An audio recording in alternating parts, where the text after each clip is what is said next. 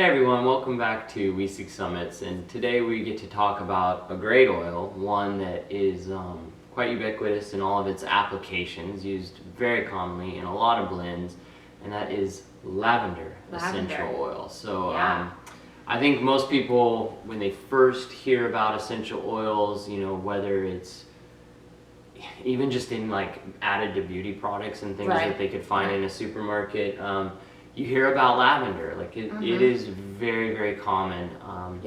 And linalool and linalyl acetate are the two main components in there that I think are prized for relaxation, for calming, for skin rejuvenation.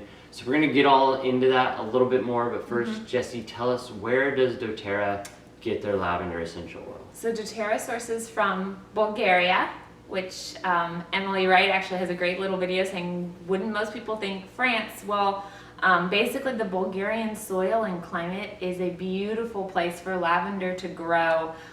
It just thrives there. So doTERRA has some videos on their YouTube talking all about the harvesting of lavender. They have their beautiful acetate distillery there. It's also where Melissa comes from. So yeah, it's one of those, you see the most pictures of lavender. Most people in the world recognize it. I think after tea tree, it's probably one of the next most common ones. So with that, there's kind of a lot of confusion around lavender.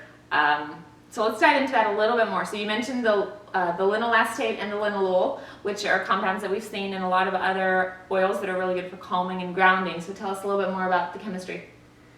So these are alcohols. It's predominantly the chemistry of lavender essential oil is the flowers in general we know are very complex because they take the whole flower and steam distill it in this case, and you just get all of those compounds, and so you end up with a very pleasing floral aroma, very distinct smell of lavender.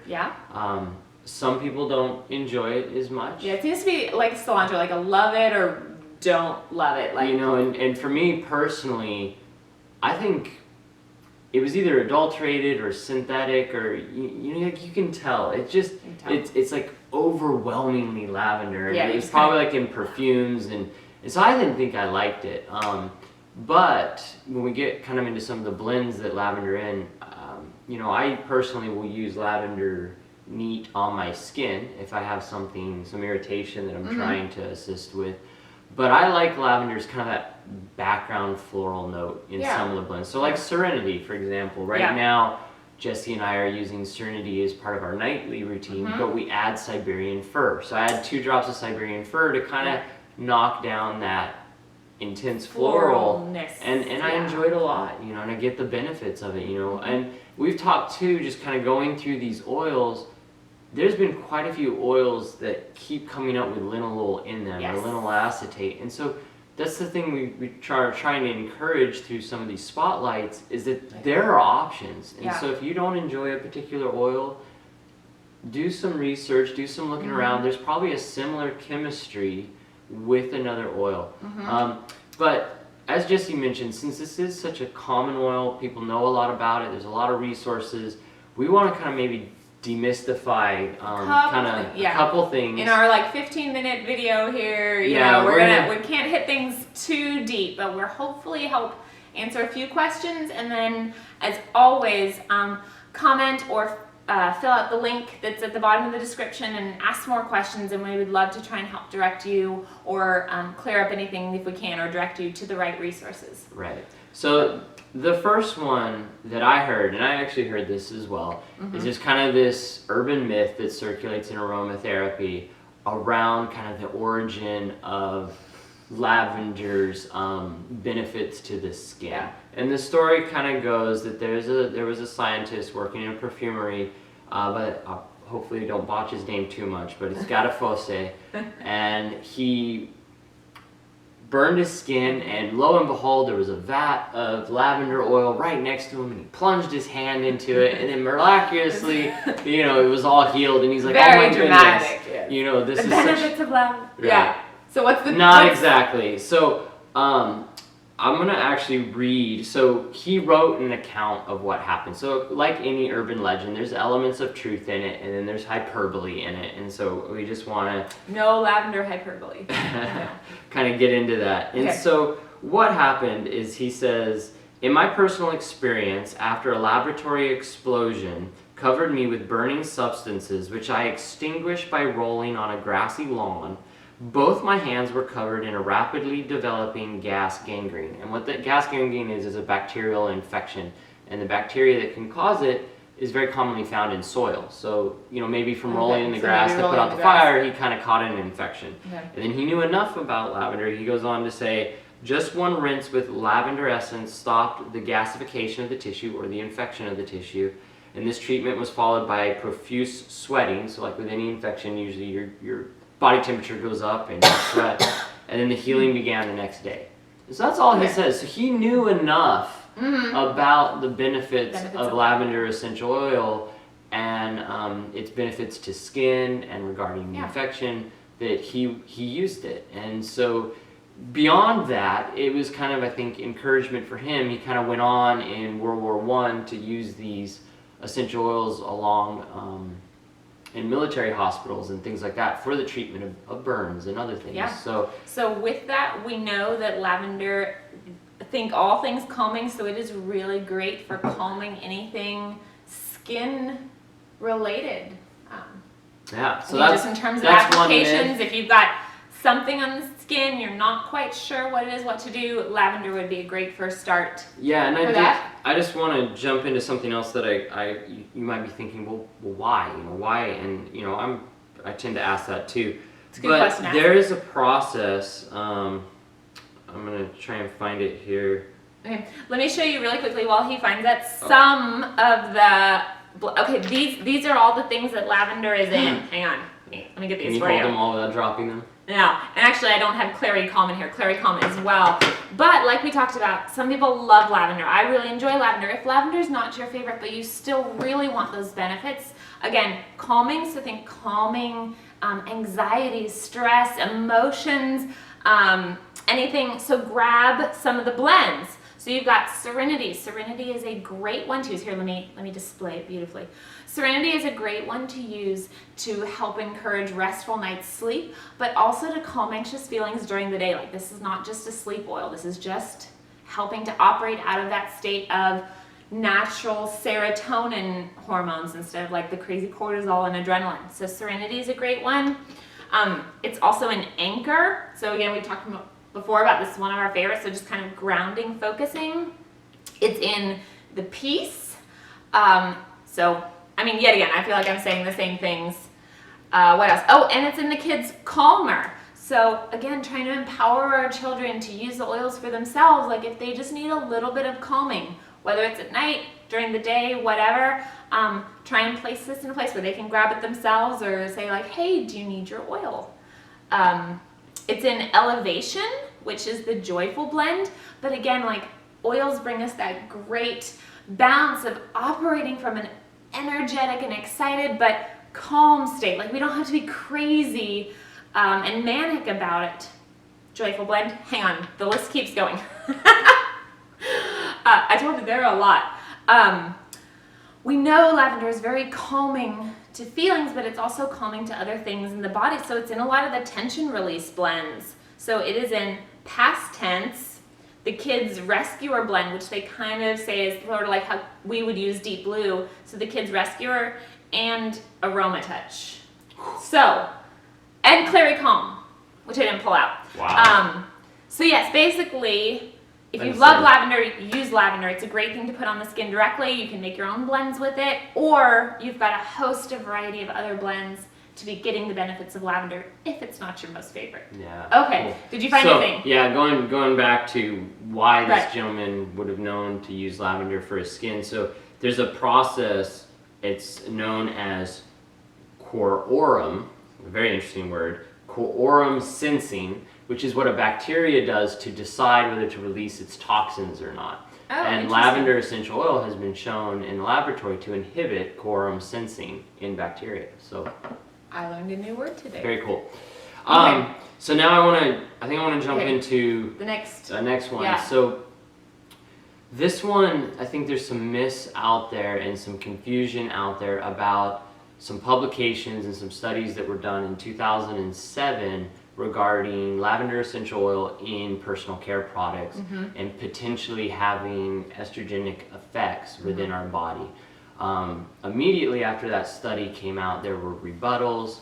And the next year, there was a counter study done.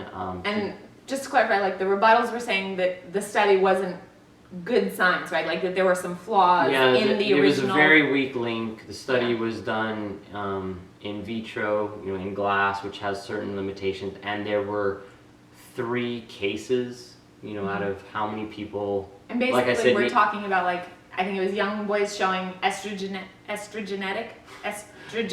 effects from using lavender was the original issue in that study. In beauty care products. Yeah, in beauty care products. Like shampoo. So there were many rebuttals after that saying, hey, wait, some things were off, this wasn't. Yeah, and then what kind of was, I think, the nail in the coffin, but isn't touted so much, is another study was done in 2013 where when we have things in science or in molecular biology or in biology that are kind of like those gold standards that get used over and over again to compare against you can call them assays. Okay. So there's an assay that they use. It's basically just a blend of stuff.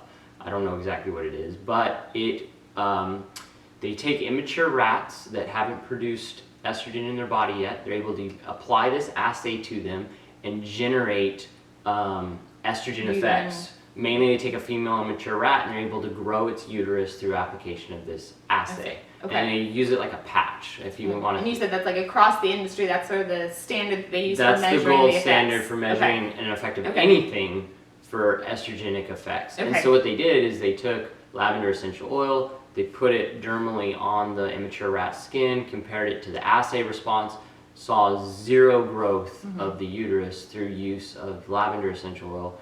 And also these applications that they were doing in order to be consistent with the concentration of the assay were anywhere from 5 to 30 to 1 million times the exposure that you would get through a beauty care product. So yeah, that's extreme and exaggerate. So I'm doing it too. Very, very excessive.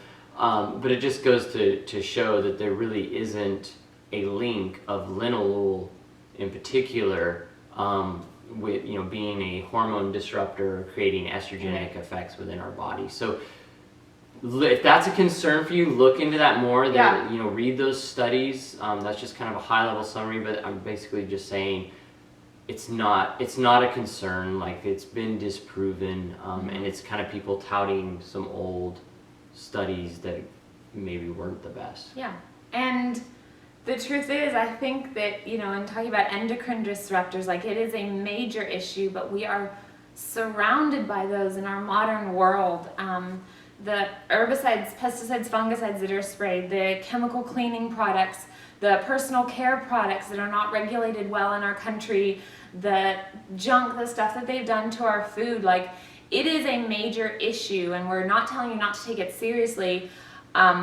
For us personally, and what we have seen and researched and seen in doTERRA's research and quality testing, we feel safe using lavender on our children as opposed to, I can't even say, but like all the other stuff that we started using, that we now no longer do. And that's a good segue into some recent testing that you saw done regarding.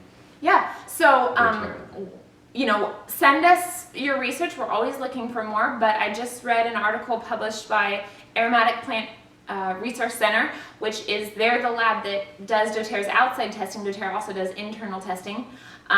You can go and see all the results. You can follow APRC on Facebook or go to their website and see just general resources that they publish about essential oils. They do testing for a lot of other companies as well. So they did a blind sampling from 11 different companies of lavender, peppermint, and tea tree.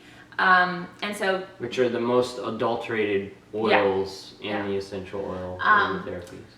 And they found there were only 2 of the 11 companies that had no adulterations at all. doTERRA was one of them, which made me feel really good. And then another one was a smaller company that I hadn't heard of, Aleo, I think.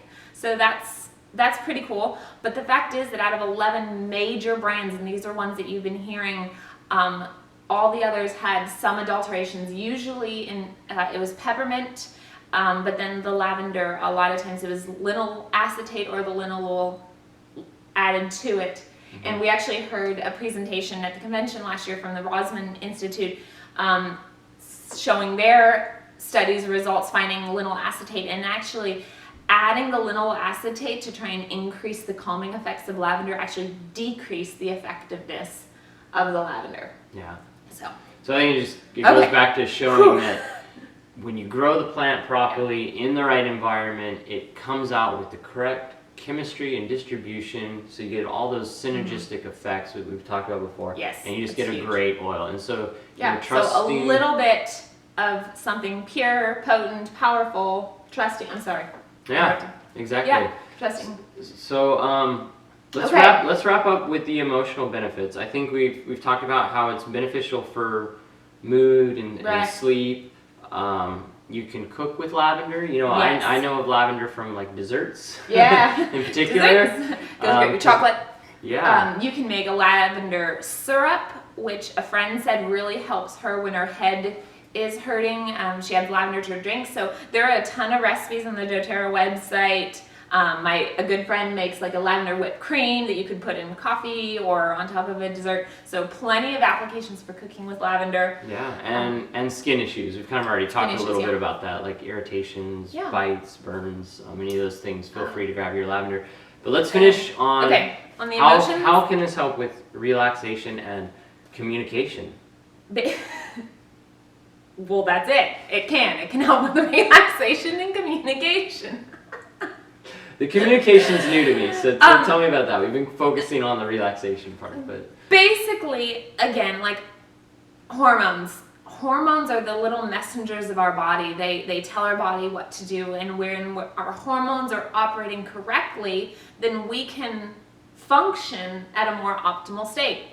So lavender encourages the body to operate on a normal serotonin, and so that's, again, during the day and during sleep. So when we're calm, and we can see the world a little bit better, and it helps us to better organize our own thoughts and feelings and then be able to communicate them more clearly. And I feel like I could do a dissertation on uncommunicated expectations, and then the follow-up would be on unrealized or unmet expectations. So in that sense, if we are able, with the help of lavender, to gather our thoughts, communicate them clearly with respect and love for the other person, not any kind of attack, but saying, hey, here's what I need, here's what I'm thinking, and I think that would solve a lot of the world's problems. So diffuse more lavender. Diffuse more lavender. Share yourself openly. Give us comments, any questions. Tell us. We haven't even mentioned like the diffuser blends or anything that we would mix lavender with, because it goes with a lot. So share your ideas, and and we'll continue on with our next oil. What is our next one? It is lemon. There's a lot of L's. Yeah, we're going to be in the L's for a while. But lemon will be next. Lemon. So. Bye, y'all.